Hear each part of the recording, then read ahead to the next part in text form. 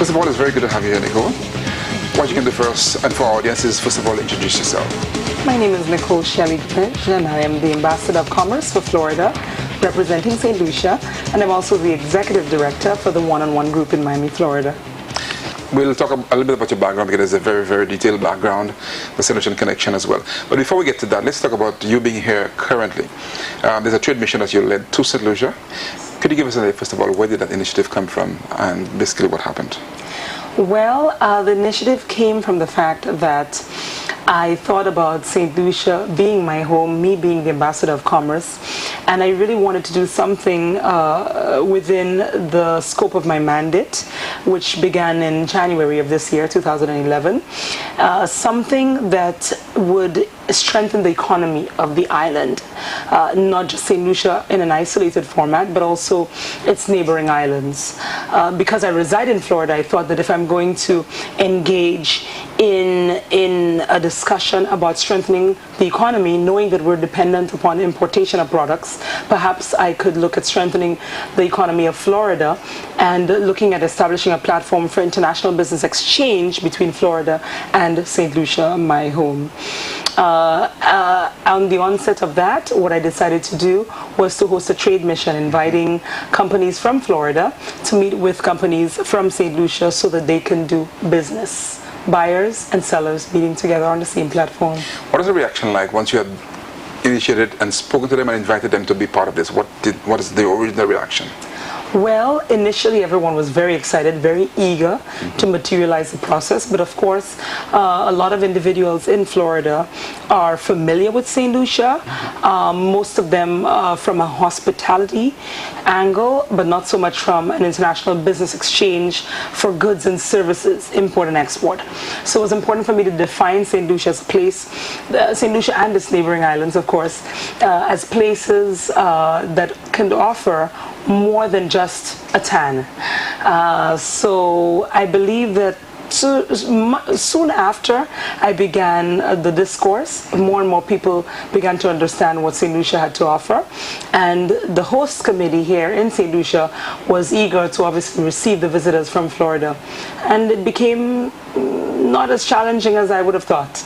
Were you looking at specific businesses to network with St. Lucia? Yes, it was important for me to look at businesses that really needed the support of importation and exportation. There are a lot of products that are being produced here in St. Lucia. Some are being manufactured on a small level to neighboring islands. Some are needing greater productivity, better presentation, better marketing, better distribution.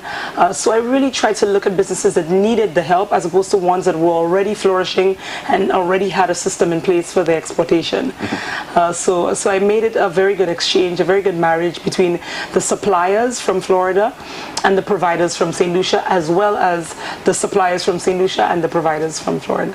Give us an idea of the size of the delegation.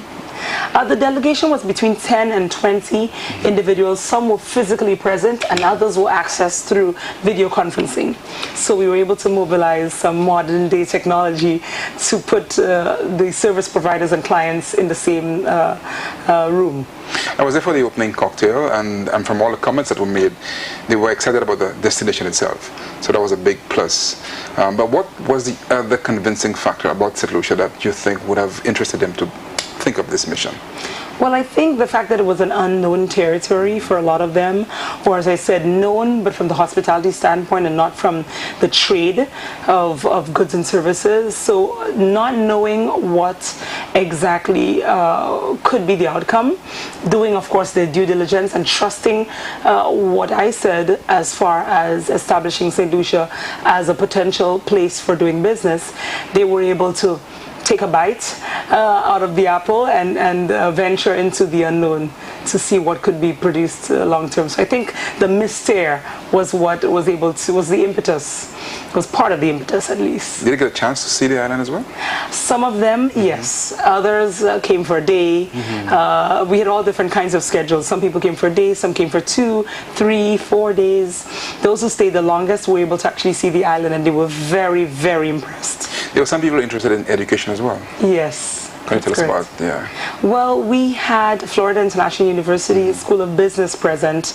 I invited them particularly because I find a lot of times we have businesses here in St. Lucia owned by single operators, sole proprietors. Very often those proprietors are artisans. They have a great skill, but they do not always have the knowledge of the business end of establishing their enterprise. My feeling is that whether or not they intend to continue to own their own business, or branch out into working for a larger enterprise, it's still good for them to have the knowledge of owning their own business. And so by having the School of Business here, it was a chance to have all kinds of different students thinking about the possibility of learning the business end of their craft, whether they're studying hospitality or making baskets. What kind of follow-up are we likely to have from this? Well, now that I've put businesses together, we are going to continue to act. When I say we, the one-on-one group from Miami will continue to act as an intermediary to help with some of those products as far as their distribution is concerned. Many of them are looking at having an agent on site in Miami to be able to get their products into supermarket chains, and some of the individuals here in St. Lucia are looking for construction material. So we are going to act as that conduit to put the two together and continue to have that dialogue and movement of goods and services in both directions. You mentioned one-on-one group. Yes. That's a group you're involved with. Can you give us some little background on this group? Well, the one-on-one group is designed to increase project and business development for businesses, organizations, entities, locations who have an interest in integrating the Florida, Caribbean, or Latin American markets. So we have clients from Europe who want to integrate their products and services into the Miami market or the Florida market as a whole. And there are also businesses in Miami who want to integrate their products and services into the Caribbean, whether it's St. Lucia, whether it's Curacao, St. Bath. And then we also have businesses in the Caribbean who want to integrate their products and services into Latin America, and vice versa in all those directions. So we are very proud to be able to provide those services in up to 8 languages, because obviously within Florida, the Caribbean, and Latin America, there are several languages being spoken, and in order for those clients to properly penetrate those markets, whether it's through events such as the one we just did, through marketing, promotional paraphernalia, it's important for them to be able to access the correct target market in their mother tongue. And you speak a few of those languages yourself? I speak only 7, not 8. 47 languages. That's amazing. Well, I'm very gregarious. I love people, I love culture, I love language. So it's nice to be able to speak the language of the other individual when I travel.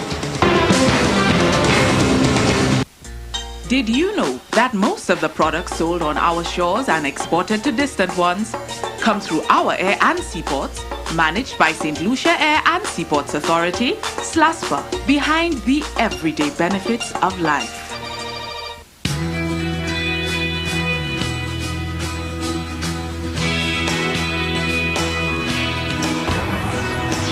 We could be satisfied to be one of the most efficient utility companies in the Caribbean.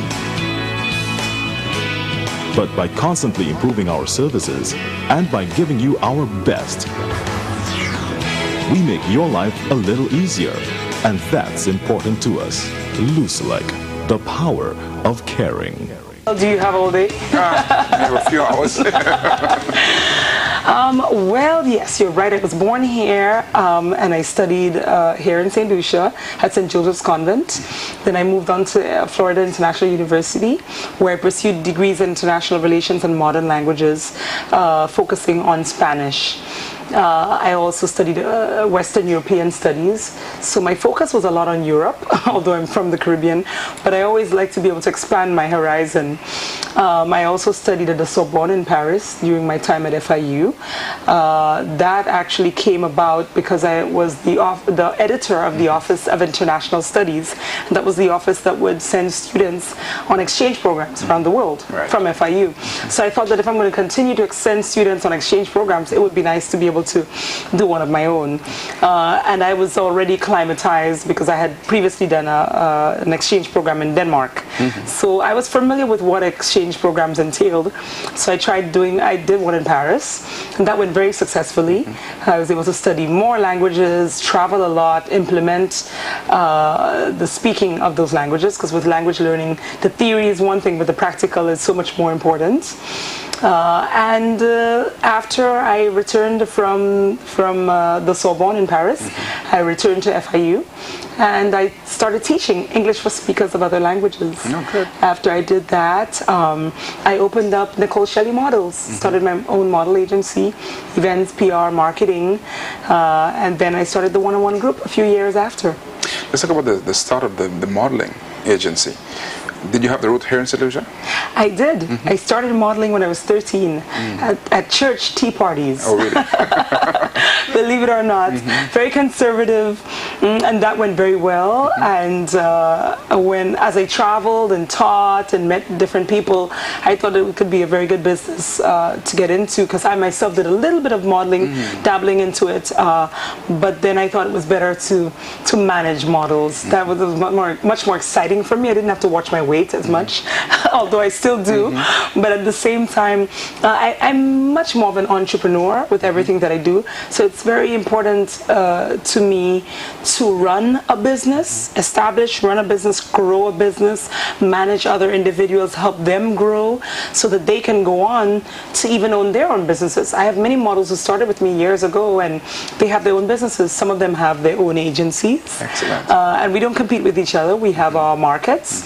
Some of them have car dealerships and all kinds of other businesses. I'm very proud of the fact that they've been able to move on. So you're still actively involved in the modeling business? Very, very much so. There's one born every minute. Really? I'm constantly scouting and searching for new talent. And while you're here, you got a chance to do it as well? No, because I was so focused on the functions of the one-on-one group that I wasn't really able to do that.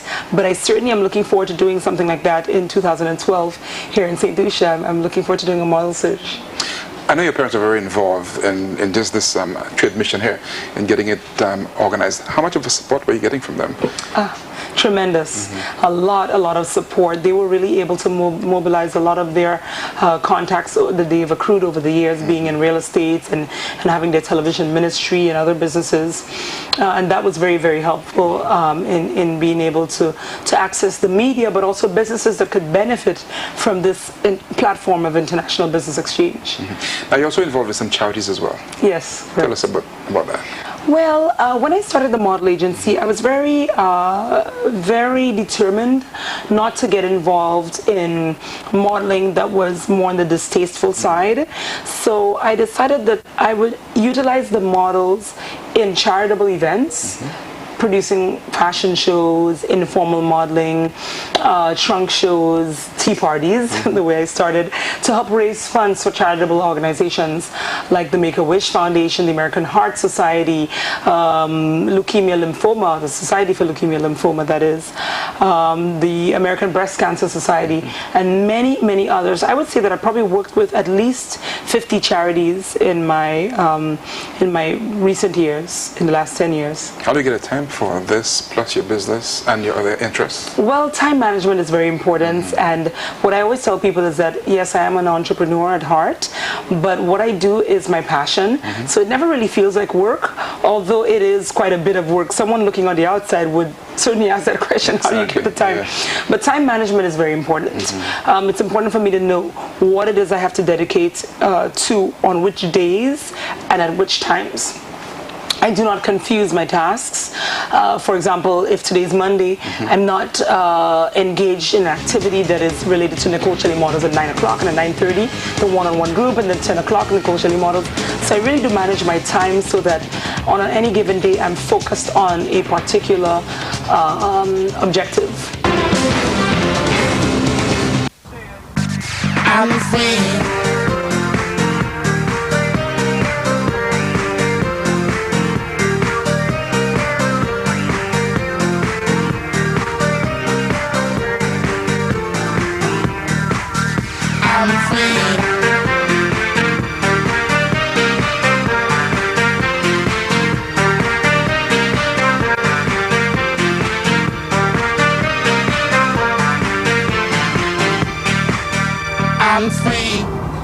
free. Shop happy. Shop hobby.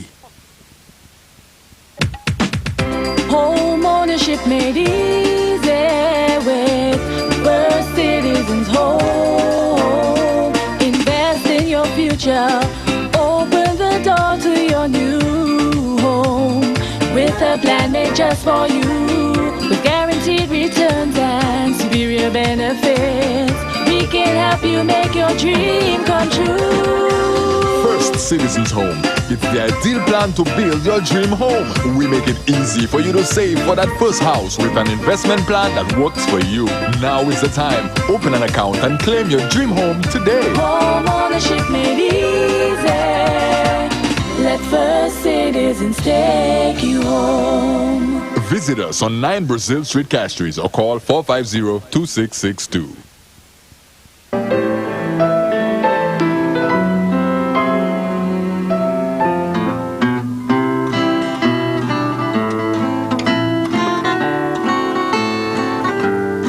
Some children found the bathrooms, they didn't really want to use the bathrooms particularly because they were not very sanitary in appearance. Repairs that were really needed were never done, and so there was always a constant problem. The contribution that we received from Lucelec was in the form of actually taking on the job of refurbishing. Everything that was needed inside the bathrooms was done. We're extremely grateful that Lucelec took on this project. I like the new bathrooms because they work great. The new bathrooms are really clean and I feel comfortable using them. I really like the new paintings in the bathroom.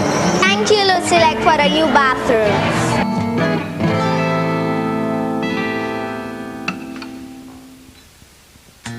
All the tools needed to teach, learn, explore come through our air and seaports, managed by St. Lucia Air and Seaports Authority. SLASPA, behind the everyday benefits of life.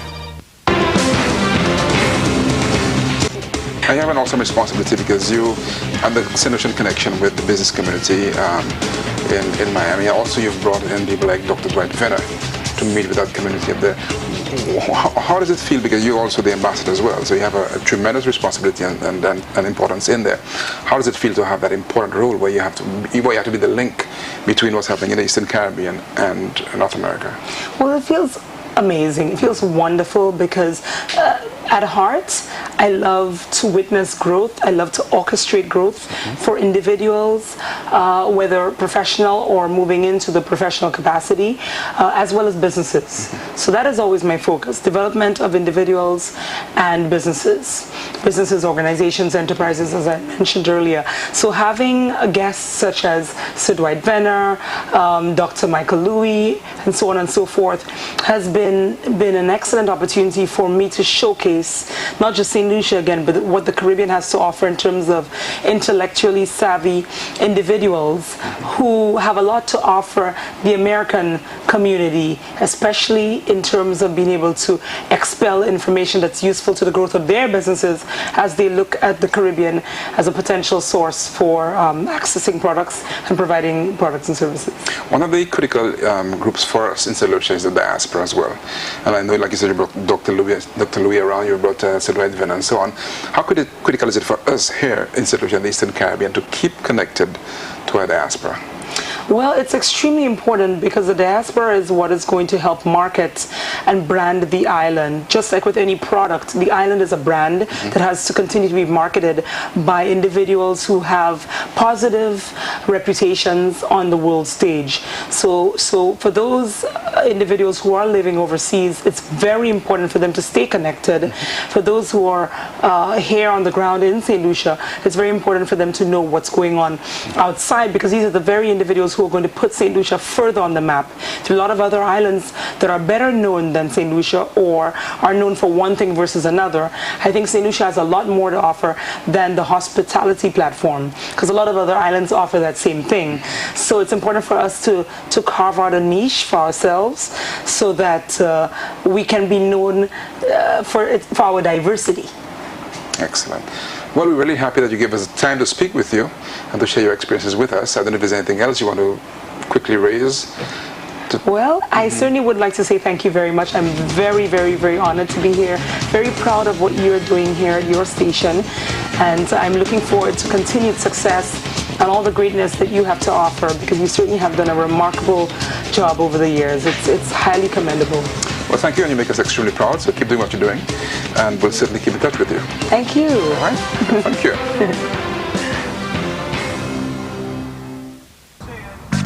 I'm saying